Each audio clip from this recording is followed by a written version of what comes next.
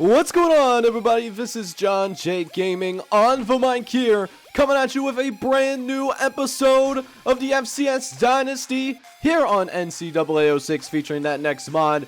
We are here at the quarterfinals of the FCS playoffs here in year number 3. We got 8 teams playing in this one. We're going to whittle that thing down to 4 that will go forward and compete for national championships. So it's going to be a very exciting episode. Make sure you smack that like button. Hit that subscribe button as well if you do happen to be brand new to the channel on top of that.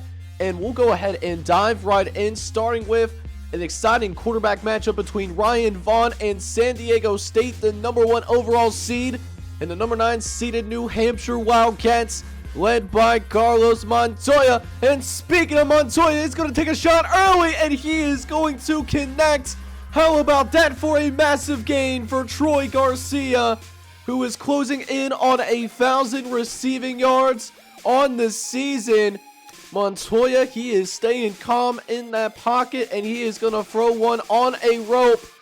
And those big plays are going to matter. San Diego State, one of the top 5 defenses in the country, allowing just 268 yards a game. But in that opening possession, they just make it look easy. They're going to score on their opening drive. And Carlos Montoya is going to put New Hampshire up on the board first. Looks like San Diego State tried to send that safety blitz, but, you know, you can't zero this quarterback. You can't do that. And now San Diego State's going to try to answer back. We'll see what Ryan Vaughn can do. Can he throw his 40th touchdown? He's out 39 right now. Vaughn dropping back, but he's going to take some pressure from Taco Bean. And he is going to see his way off the field because he is going to get that 4th down. And San Diego State had to go 3 and out. So a strong start here for New Hampshire as they got a nice little lead to work with. But on 3rd and short, San Diego State's defense really starts to show up here. That running back, Zach Howe, he got lit up like a Christmas tree. And now here comes Ryan Vaughn trying to throw it up into double coverage. And he somehow comes down with that. I have no idea how he pulled that off, but he pulled it off, that's for sure. That now puts Ryan Vaughn at over 4,000 passing yards on the year. Look at that tightrope. There was not a lot of room to throw that football, and this is a top-notch defense as well. #2 in the entire country. As now 3rd and 15. Vaughn got to convert on this 3rd down. Outside of field goal range, and they're going to get the 1st down. Vaughn had the pocket collapse, but stayed cool, calm, and collected. And just outside the red zone now, it's San Diego State. Vaughn working towards the end zone. He's going for it. He's going to get it. Touchdown, San Diego State, as Ryan Vaughn stepped up, and that is going to be touchdown number 40. We'll see if they can add another score onto the board before we get out of the first quarter. As Vaughn under shotgun, he's got his running back with him. He does the play action. Last play of the first quarter, and he's going to be chopped down, this time by Tim James. And that will force the Aztecs to eventually not even get a field goal. They actually did have to punt this football away, and their next possession, they will go 3 and out. So we'll go ahead and see New Hampshire get some action here on special teams. And this is a special return right here. Touchdown, New Hampshire. That's going to make it 17-7. And Ryan Vaughn's team is in trouble. We'll see if the Aztecs can strike back. Looking over the middle of the field and throws a strike right in the heart of the secondary. Safety was coming over and threw that on a tightrope, and that's a huge 1st down. Vaughn looking to continue to go to work, but he's going to be intercepted here. That is going to be picked off. That is Ryan Henderson that is going to get himself his 1st interception of the entire season.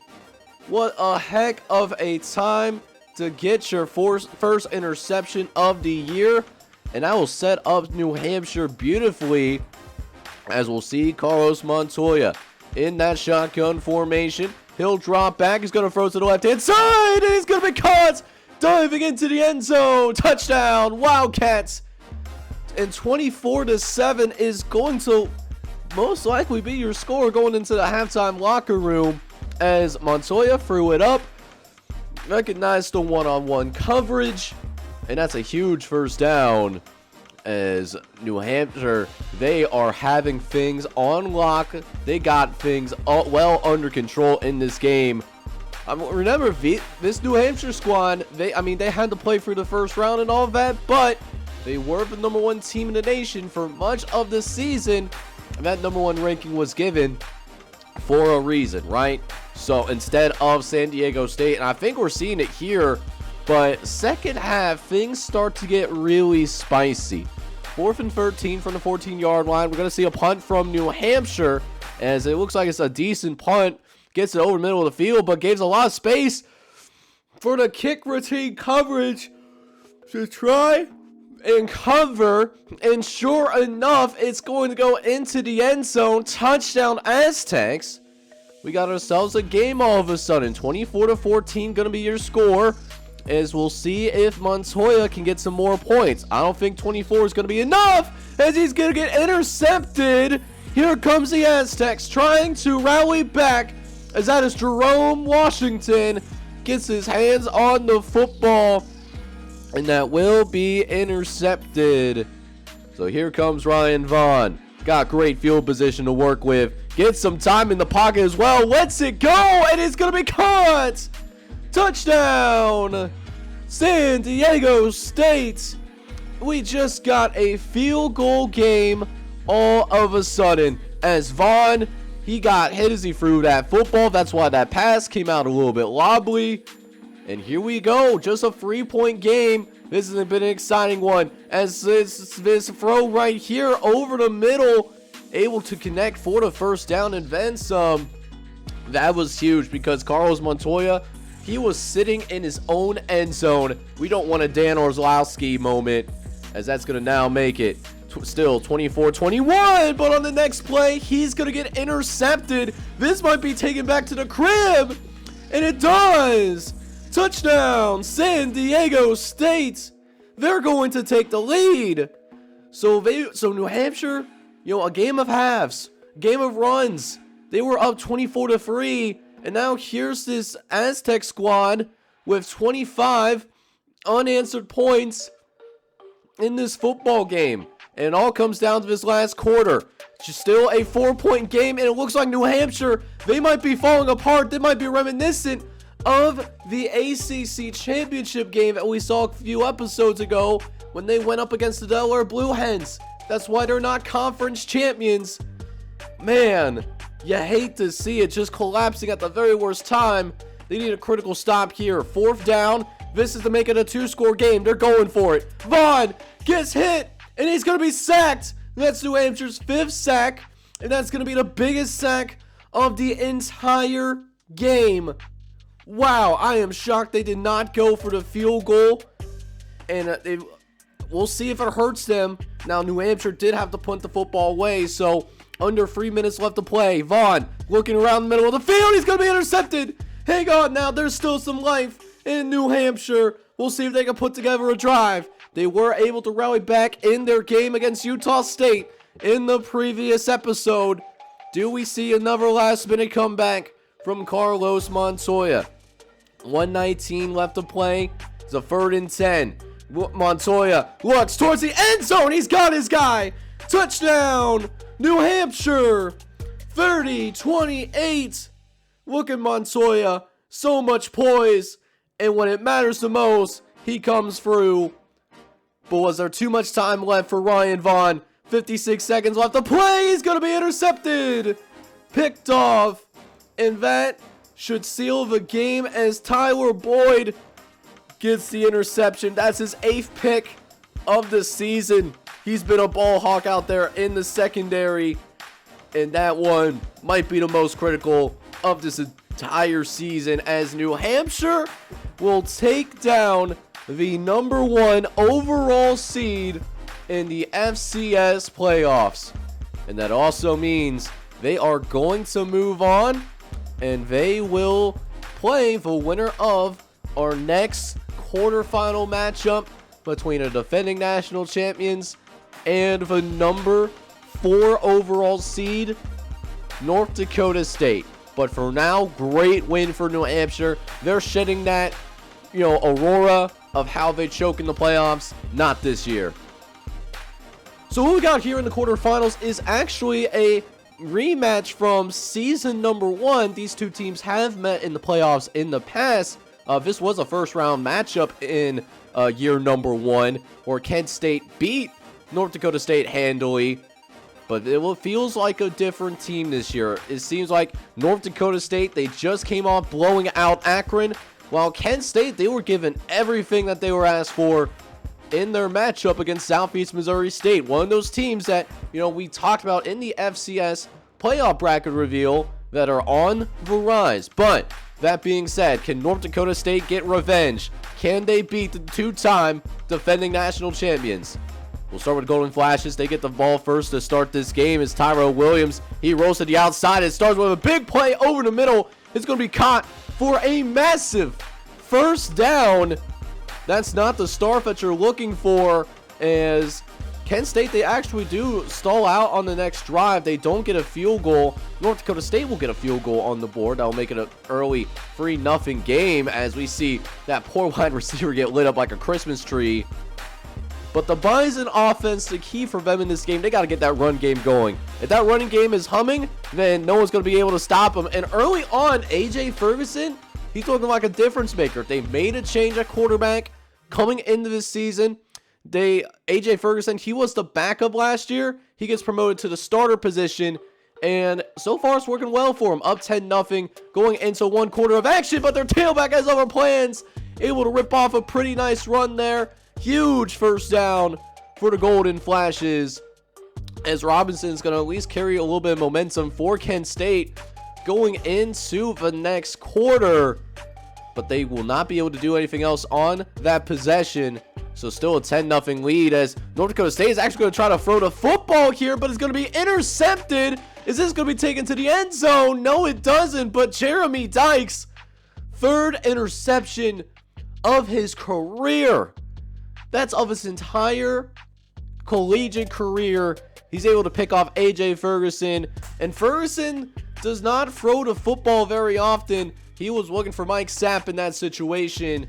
And now Kent State with the opportunity to finally get points on the board. Tyrell looking over the middle, but he's going to get lit up like a Christmas tree, as Curtis Brewer, the linebacker, who came in off a stunt.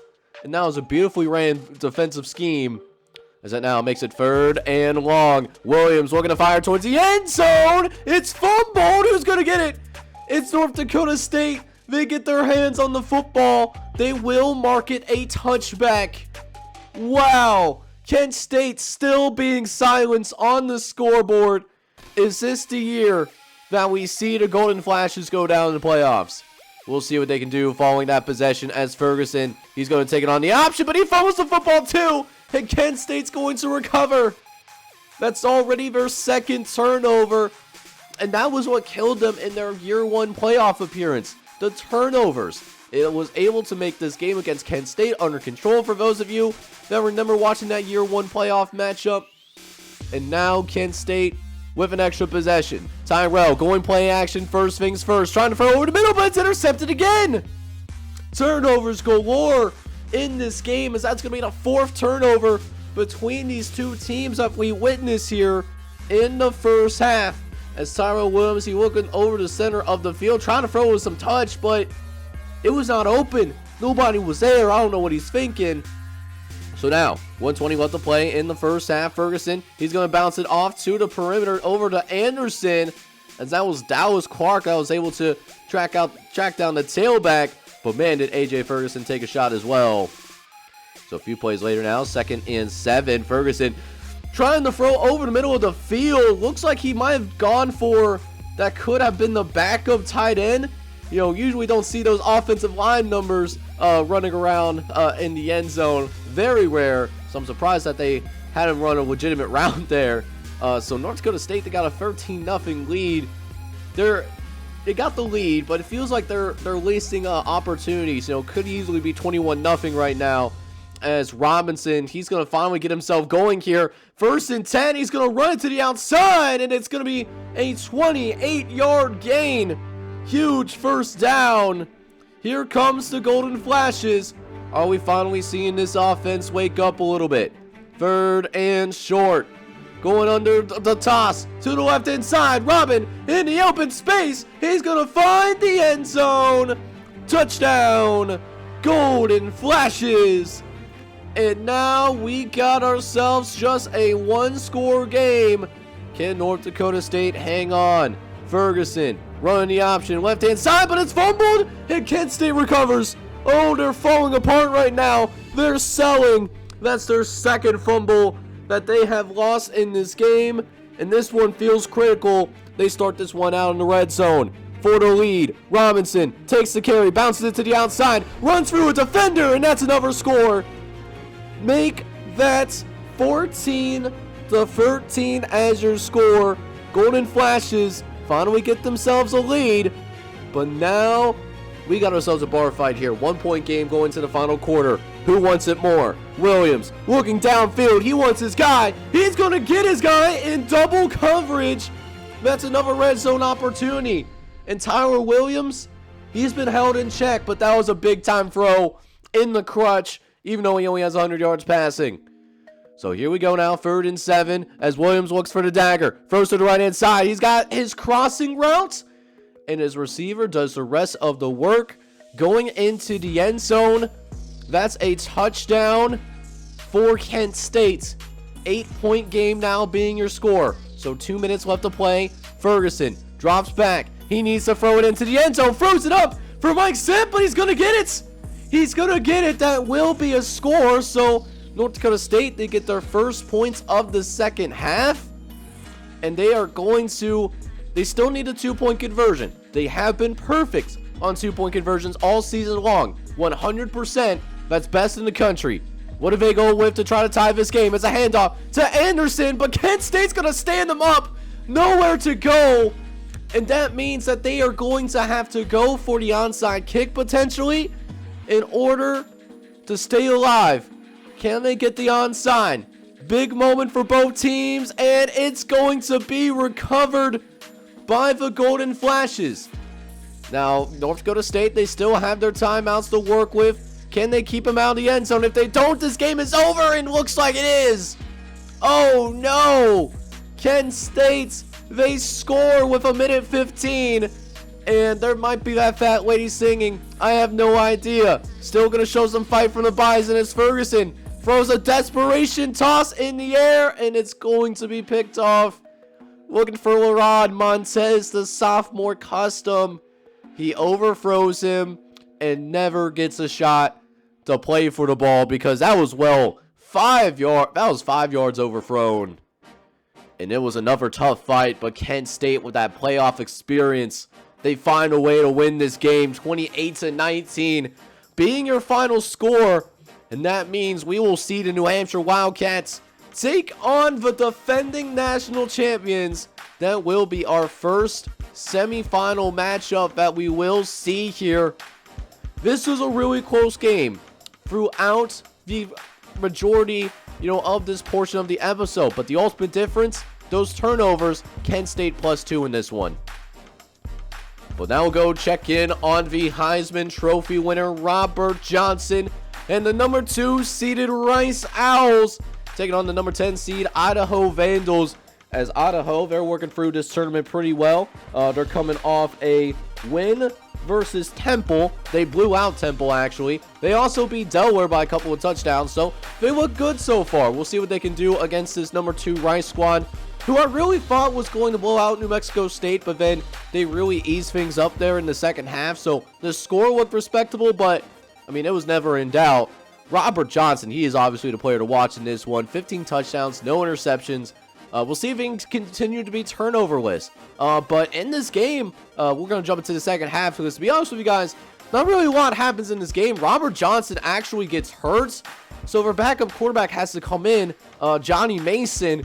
And first thing that we see a turnover on the field in this game. That's the first turnover by either team. Both teams been taking care of the football.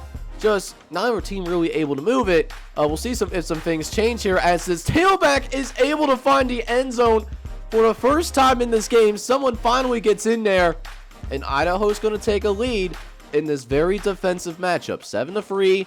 That's going to be the score. Not a lot of scoring happening in this game at all. As we'll see if Mason can lead the troops downfield. It's now a 7-3 game late in the third quarter. Are they going to go with the option? Maybe to the left-hand side? No, it's actually a passing play. Mason's going to try to... I don't know what he's throwing to. I actually have no idea who he's throwing to, but Greg Hall is going to get an interception thrown directly at him. He literally gets the interception thrown directly his way. You know, that's why he's the backup quarterback. Left-handed quarterback, too. You don't see a lot of those. Don't know if he was going for 88 that was streaking downfield. I don't know what was going on, but I know he has a chance to make this a two-score game, and with the way this game flow has been, that would be huge. And so is this play downfield. Rice gets the interception. They needed that. They needed that badly.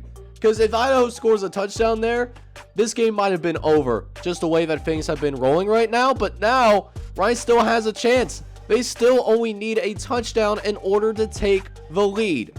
Can they do just that? This would be their third red zone opportunity. They have not been great down there. Pitching it out to the perimeter. Tailback. Gonna run into the end zone. Touchdown, Rice. A 10-yard touchdown run will give Rice the lead with 2 minutes and 12 seconds left to play in this game. How about Malone staying close to the quarterback and providing an easy pitch?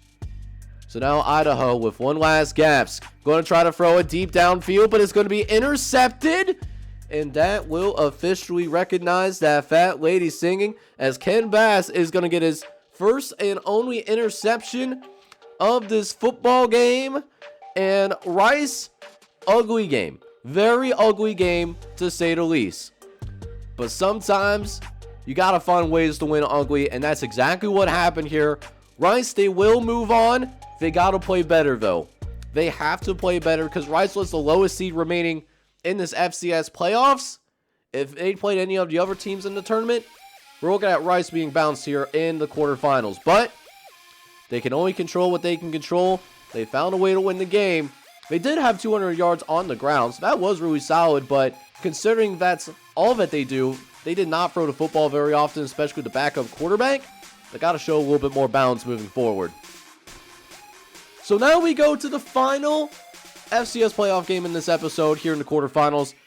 One that I'm really excited about. Two teams that we have talked about a lot in this series. This is going to be their first matchup that we have noticed here. And it only took this year number 3. We got number 6 Georgia Southern taking on number 3 James Madison. And I am so excited about this game.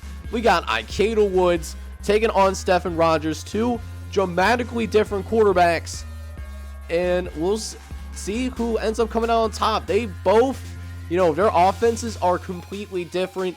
James Madison, they like to run an air raid, while Georgia Southern, they like to pound, and pound that football in your throat all day long. We'll see what style lasts the longest, but this is the first possession. Georgia Southern, they start out with a 4+ minute drive, which, in this game, quarters are 6 minutes long. So, that's a huge drive. That's when you have a drive that takes over more than 66% of the quarter, you're doing something right. And especially if you turn that into points. So good start here. Ikeda Woods finds the end zone, makes it 7-0 early. But I don't think Georgia Southern has played an athlete like David Thorne, who just got his hands on the football. This is why you see it on the thumbnail, because he's an absolutely special player running it down the sideline. And that is how James Madison will also score. So we got a tie ball game early. We'll see if James Madison is up to the challenge of stopping this option attack. And sure enough, Ikeda Woods, he and company, they do this to everybody. Able to get to the outside. Brandon Williams, he's able to get into space as well. Requires you to play really disciplined. That's why it's so difficult to defend the option, especially here in NCAA 06 sometimes, as they'll go with the toss play to the left-hand side, and they actually do get it into the end zone.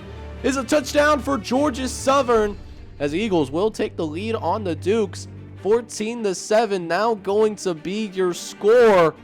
Not saying I'm predicting the IRL FBS matchup that will eventually happen between these two teams. Of course, they were in the FCS in the mid-2000s, but now they're both in the FBS. That just shows the growth of both of these programs, as Stephen Rogers is going to take a shot.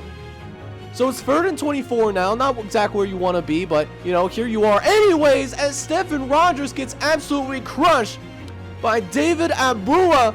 That's going to be his 8th sack of the season. Oh my, he's going to feel that hit for sure. James Madison's going to be forced to punt the football away as Ikeda Woods takes it to the outside. He is just so athletic. He might run away from the defense. He doesn't. But that does take Ikeda Woods to over 100 yards rushing on the day. And just no chance of anyone catching up to him. He is just so quick. So it sets up a goal line situation now. They go back to the option. Ikeda runs it in the end zone. Touchdown. Eagles. Don't know why I said Tigers, but that is going to be 21-7 your score. And that's going to take them into halftime. Georgia Southern straight up dominating. They're dominating the time of possession, and James Madison has negative yards. They have -7 yards of offense in the first half. That's why I didn't really show many offensive highlights other than the occasional big hit that he takes from behind. It's been a rough day for Stephen Rogers, that's for sure. As now, Ikeda, he's going to take it out on the perimeter. He gets it out to Miniachi, and Miniachi gashes the defense once again. Just so much speed and athleticism on the outside. Miniachi going to take it all the way inside the 5-yard line. So already another red zone opportunity for the Eagles. They're free for free. Miniachi going to take it right up the middle and just kept those feet moving. The legs churning. And eventually, with the help of the offensive line, finds the end zone once again. 31-7. Now going to be your score. This is a shock. I'm surprised that James Madison's not trying to be more competitive in this game. They desperately need a score. Rogers looks over the middle of the field. He's going to throw one out to the true freshman, Brad Andrauzi, who has really emerged in this offense that is just full of offensive weapons, which is why I'm so shocked that they've been held pretty quiet. Matter of fact, they're going to the halfback pass to generate some offense, and it works.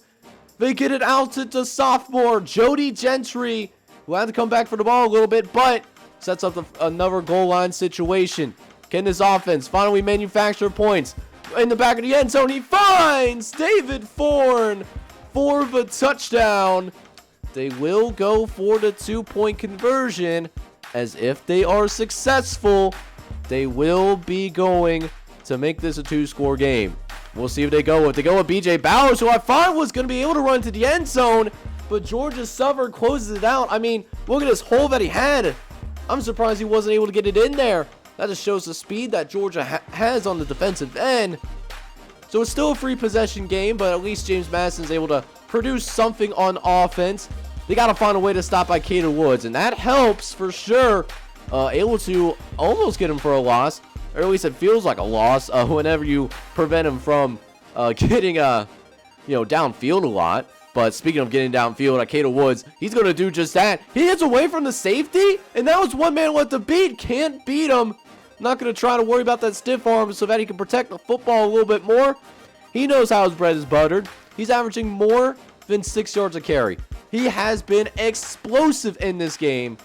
And Georgia Southern will settle for a field goal. Makes it 34-13. And now we're starting to see those turnovers pile up as well. As Rogers, he was looking over the middle. Wanted his superstar wide receiver, David Thorne, who was on that Heisman finalist list as well. He was up in there. Led to an interception. That interception does lead to a touchdown as well. So that will make it 41-13. Just absolute decimation. As we get to 3:47 left to play, we got to run up the middle of the field, trying to get the tight end involved. I don't know why Kevin Crumb's getting carries. He's a big body, but he's not the fastest player on the field, right? Just very head-scratching decision. Not really sure what Coach Montano is doing there, but it leads to a 3rd and long. Stephen Rogers has to drop back the pass, and Georgia Southern just letting it loose right now. I don't know how many sacks they have. They have to be up there. At least 5, 6, maybe 7 sacks. So it gives Georgia Southern a chance to run out the clock, but instead of running out the clock, they're going to go ahead and add a few more points onto that scoreboard. They're going to get another touchdown here. That makes it 48-13. Oh, wow. Really? Really, not showing a ton of sportsmanship there, but you're here at this point in the season. You're here to send a message, and boy, did Georgia Southern send a massive one. We're gonna have a great matchup in the next episode. They get to play Rice, Ikeda Woods versus Robert Johnson, top 2 Heisman finalists. That one I'm excited about, but congratulations to Georgia Southern for advancing to the semifinals. So this FCS playoffs, this was certainly a really fun episode, but the intensity is only going to heat up. We're now down to the final 4 teams that will compete for the FCS National Championship. In that next episode, we will show both semifinal games that will be happening here on the channel, and it's going to be a really fun time. I hope you guys are excited for it. Next time out, we will have 2 semifinal games, and I hope you're ready for it, man. So if you are, make sure you go ahead, smack that like button, hit that subscribe button as well. If you do happen to be brand new to the channel, this is John J. Gaming on the mic signing off, hoping you're all out there having a good one. Take care, everybody.